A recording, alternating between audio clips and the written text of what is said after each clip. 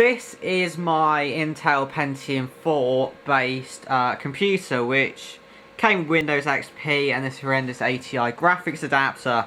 However, I've since upgraded it and it's now my main Windows 10 and other sort of operating system test machine because it is relatively sort of old. And here you can see it inside. So we've got a 315 watt FSP power supply at the top there.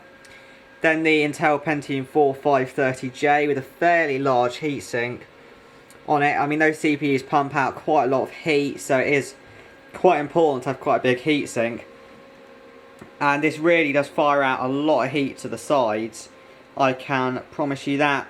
Then there are 4 RAM slots there, so this has got 2.5 gigabytes of RAM in it. And it also has a 320 gigabyte IDE hard drive as well, which I've got mounted up there, although it does also have sort of a mounting for a hard drive along that bit there. And if we just look at the slots, it has a PCIe slot there with an AMD HD 5570 and like a 7.1 surround sound card at the back there, although I can't find a Windows 10 driver for that, so it's just kind of sat there. There is also a little Firewire kind of board there for Firewire, although it's not really a board per se, it's just like a connector which goes to the back of the case to provide the other Firewire port alongside one on the front here. So the problem with this is that this case has only really got that fan in terms of case ventilation, and it does have a gap at the bottom there to let air in. There are some other gaps in the cases. However, that power supply is sucking the air from just above the main CPU heatsink, and what that basically results in is that all the hot air from around here all just ends up being taken through the power supply and emits out the back, which doesn't really do the power supply any good, I wouldn't think, because like the air coming out of this is not exactly cold. It is like reasonably hot air.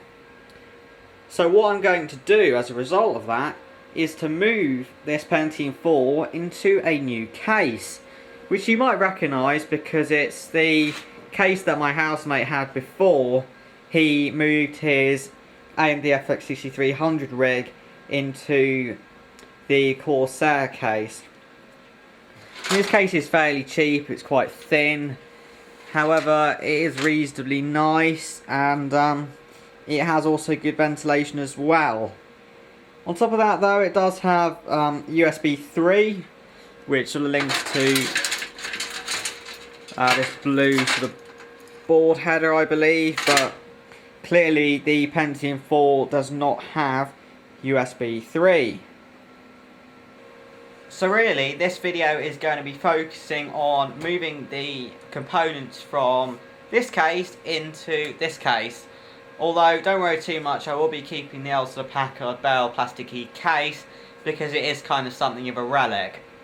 So I mean, first things first, I've removed the thumb screws from the case and also mostly sort of de-fluffed it and just cleaned it up a little bit in preparation for the components from the old case.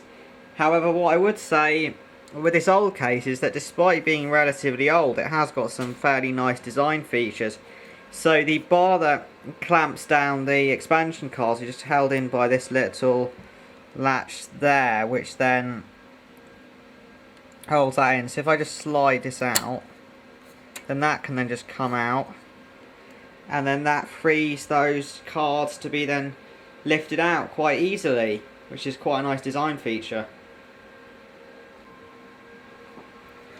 So first things first, I'm just going to remove the graphics card here, which has a little usual clamp thing holding the back down, which just clips onto that bit up there to prevent the graphics card from falling out.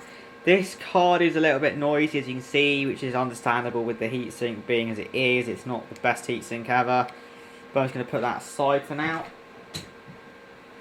and just remove all the rest of the cards and accessories as well.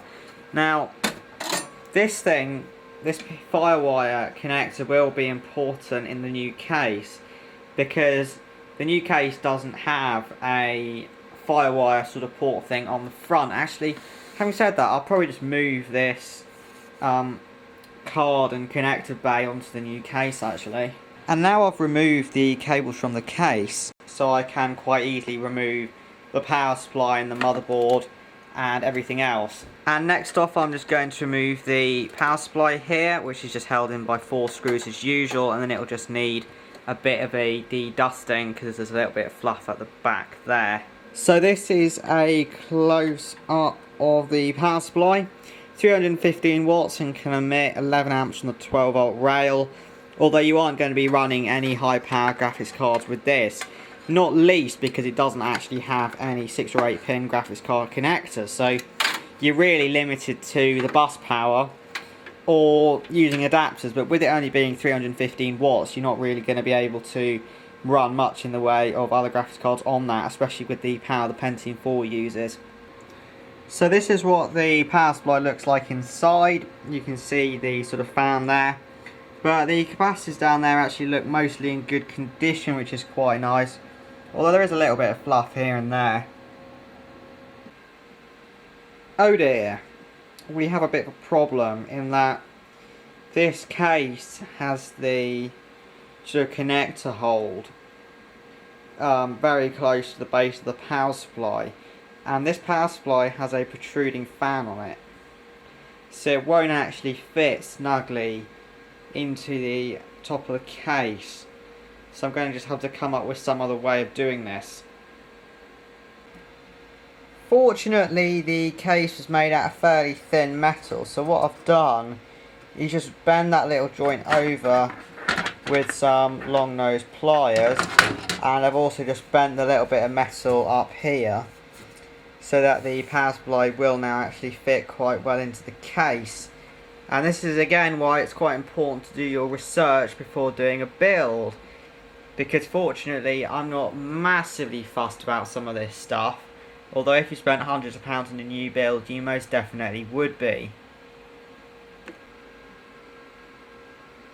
So there you have it, the power supply has now been successfully mounted to the back of the case, and there is sufficient space to then stick the motherboard backplate in as well. And to do that, it's necessary to remove all the screws on this motherboard, which there aren't that many. There's one there, one there, one there, one there, one there, one there, one there, and that's about it pretty much. So here we have our motherboard then. It's in pretty good condition. It's not actually that big a board actually. And yeah, it is quite a nice little board. The one thing I have noticed is that the capacitor in there is a little bit bulged. And also if I turn the board over, it's a little bit kind of yellowed around this little section here, which is where the power transistors for the actual CPU are. But in general though, this isn't the kind of board that you'd expect in sort of a cheap mass-produced PC, because it's a fairly nice sort of gigabyte board, you know, nice blue PCB and all the coloured connectors there. And yeah, it's quite a good board really. And yeah, you can just see the RAM there. So this has got, I think, 5... Actually, I don't quite know actually, because yeah, like I said, it's got about 2.5 GB of RAM in this. But the majority of those sticks seem to be half a gigabyte. 4 SATA ports, and an IDE and a floppy port there as well. But yeah, quite a nice board in general really. Just a thing to note here, I am wearing an anti-static leg thing, so I should be alright. So I'll just pop this little thing into the... Unfortunately, the backplane was just a little bit too big, so it wouldn't fit. However, the motherboard does just about, but you can see how close it is to the power supply over there. But if I just tip the camera over, it's possible to see that the actual standoffs do actually align with the screw holes on the board, thankfully. So what I'll probably just have to do is cut the backplane down to size at a later date. So that's all screwed in now, and I've just connected up the 24-pin power and the 4-pin power. So next up it's connecting up the remainder of the sort of front panel connector cables and fitting the hard drive as well. So now that I've mounted the hard drive in place, it's time to connect it up, and obviously, like I said, this is a IDE based system, so we use an IDE cable which is admittedly quite big and thick and not really ideal for cable management purposes, but unfortunately that's just what this hard drive uses. The other thing with IDE cables is that, like with this one, the cable's got to kind of turn around, which then results in this kind of big twisty little section, although I just hide that in there for now. Which I might just try and stick it under the cable there, just to hide it a little bit more. Of course, you don't want to put the cable through too much stress at the same time. So that's that. So then we've just got all these other cables to connect as well. So like this has got a case fan on it, which is, like I said, one of the reasons that I was deciding to use it. And then that just then connects to the 12-volt rail on the Molex connector here. Is that they don't always fit in all that well, but that one did, fortunately. So then we're left with this whole load of other cables. So like for example, this is the audio header, and that then fits quite easily based on the orientation of the pins at the bottom. So that just clips into just underneath here, which admittedly you can't see, but it's there. So then that's that one. I'll just try and feed that up through the top again to try and aid a little bit with cable management. But I've got to tidy all this up afterwards anyway. So then we're just greeted with this other remainder of cables. Now, like I said, the blue one is for USB 3, which this board doesn't have, although it does have a little USB 2 header there, which I can use. So I just connect that up, and then it's just really front panel, like power and reset. And then it's just a case of really fitting the graphics card into the case, like usual pretty much. And then the little firewire as well, which can just go in there, and then we'll connect to one of the 1394 headers over here. So there we go, firewire is now fitted. Now I just need to screw these two down, because unlike with the Packard bell case, they don't have a sort of a clamping bar. So now that I've connected everything up and done a little bit of cable management, it's looking a lot better inside. I could probably still work a little bit on some of the cabling up and around there, but it's looking pretty good. So I guess now's pretty much the moment to put the side case on and then power it up and see if it works. So this is the side of the case. There are two quite large fans in it, which is partly why I've decided to use this case. There's a bit of a dent there, but I'm not too fussed about that. But you can see there are a couple of fans here which have coloured LEDs in them. They are a little bit dusty, but and then they just connect to the usual Molex power, and then that just slides on there. So now it's just time to power this case up. So right, if I just switch the power on, you can see the LED lights up, and there is also, if I just tilt the camera around a bit, there's a green glow, because like I said, those fans have coloured LEDs in them. So you get this nice little green glow emanating from the side of the case there. But it seems to be working fine. I'll just switch the monitor on actually, so that we can see what it's outputting.